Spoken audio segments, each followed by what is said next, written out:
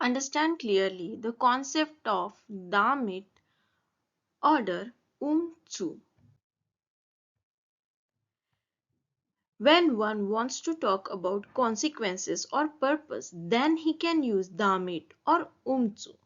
Damit is used for verschiedene Subjekt and zu is used for ähnlicher Subjekt. Zum Beispiel, Petra lernt jeden Tag, damit sie einen guten Job bekommt. Here the subject is same, that is Petra. That's why we can use zu. Petra lernt jeden Tag, einen guten Job zu bekommen. Petra lernt jeden Tag, damit ihr Bruder ohne Stress leben kann. Here the subjects are different. That's why we cannot use zu here.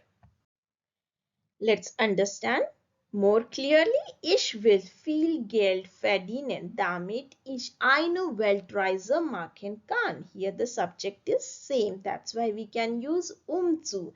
Ich will viel Geld verdienen, eine Weltreise zu machen. Ein paar Beispiele.